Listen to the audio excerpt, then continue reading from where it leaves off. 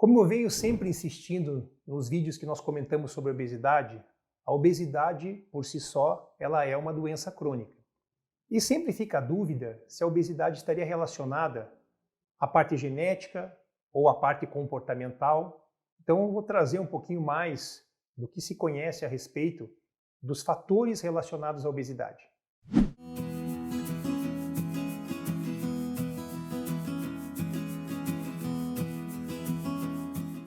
Então, a obesidade, ela realmente é uma doença chamada de multifatorial. Então nós temos então um somatório de fator genético, fator comportamental, que envolve a parte de hábito alimentar, a parte de sedentarismo e, claro, outros hábitos, em relação ao consumo de bebida alcoólica, compulsão alimentar. Ele tem um fator envolvido na compulsão alimentar que é um fator emocional, onde muitas pessoas comem por ansiedade. A relação com a comida, então, delas é muitas vezes uma relação de bem-estar. Claro, comer é bom, mas nós temos que sempre ter aquela frase que eu sempre digo, que nós temos que comer para viver e não viver para comer, né? Eu acho que essa é uma definição que deve ser sempre levada, que às vezes a gente come por vontade, come por compulsão, come porque tem alguma memória afetiva relacionada à alimentação, então vem essa parte comportamental, emocional e psicológica junto.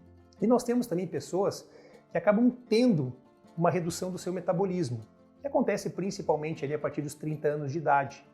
Isso dificulta a perda de peso e facilita o acúmulo de peso em muitos pacientes. Pois bem, qual delas é a principal culpada? Na realidade, hoje, se acredita que a genética ela tem papel fundamental. A gente não consegue mudar essa parte genética. Então, qual é o fator mutável? O que nós conseguimos trabalhar? São os fatores emocionais e fatores comportamentais. Então, quando nós batemos na tecla nessa insistência de que uma equipe multidisciplinar, onde um endocrinologista, o clínico, vai ter acompanhamento junto com um nutricionista, a parte psicológica para mudar essa relação com a comida, que ela se torna fundamental, às vezes a gente acaba sendo repetitivo, mas faz parte, digamos assim, do pilar do tratamento para que a partir de então você consiga fazer uma certa mudança, virando a chave para que você consiga então ter um relativo emagrecimento e principalmente não só o perder, mas o manter-se magro, que eu acho que esse hoje talvez seja a parte mais difícil, a manutenção do peso pensando a longo prazo. Mas tem pontos bem fundamentais, Hoje quando a gente vê práticas alimentares que estão dentro desses problemas comportamentais, nós vamos perceber que Brasil e os Estados Unidos principalmente, a partir do momento que nós tivemos os alimentos, então, passaram a ser mais processados, os alimentos refinados, a farinha branca, o açúcar, dentre outros, houve um aumento da obesidade, mas essa obesidade explodiu no mundo quando houve uma facilidade de acesso à alimentação. Mesmo sendo o alimento às vezes caro, você tem que esses alimentos muito processados, dependendo da sua qualidade, eles têm custo mais baixo do que uma carne de uma qualidade melhor, do que um produto natural. São produtos realmente caros, que são produtos mais diferenciados. Então isso também facilitou e muito esse açúcar em excesso. E também uma coisa que é muito evidente aqui no Ocidente é onde você compra então uma bala por R$1, um produto por R$1 e um produto 3 vezes maior por R$1,50. Então isso faz com que você sempre tenha uma tendência a consumir mais do que você deveria. E claro, porque é vantajoso você consumir um produto que está relativamente mais barato do que o outro. Hoje, nós temos uma diferença de padrão ainda alimentar em relação ao Ocidente e o Oriente.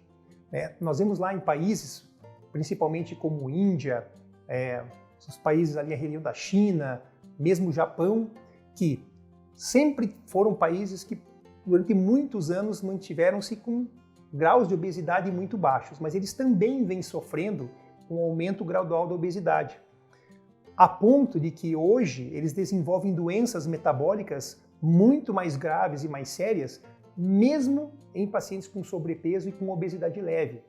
Tanto que é que lá a cirurgia bariátrica ela é indicada inclusive para índices de massa corporal menor. Então, em resumo, a obesidade é uma doença E ela disse, ela tem uma parte genética, que é uma parte que nós não conseguimos modificar, e a parte que é passível de modificação, né, que é a parte mutável, que é a parte de comportamento, em relação a sair do sedentarismo, prática de exercício, claro, um exercício prazeroso para você, procurar então uma melhora dos seus hábitos alimentares, nutricionista, endocrinologista, tratar essa parte emocional. Então esse conjunto de fatores, essa modificação desse seu comportamento, que é o que a gente chama de modificação do seu ambiente, com certeza vai trazer benefícios e ajudar no seu emagrecimento. E a dúvida fica, tá, mas eu faço tudo isso, né, meio que parcialmente, mas e a minha parte genética? Vai me manter obeso? Não. Essa parte, ela consegue ser, digamos assim, não digo nem modulada, mas nós conseguimos, com o comportamento, diminuir os efeitos que nós temos dessa tendência genética à obesidade. Claro que isso é um trabalho árduo de acompanhamento de longo prazo, mas que eu tenho certeza que essa mudança de hábito vai conseguir fazer você ter o emagrecimento e atingir os seus objetivos.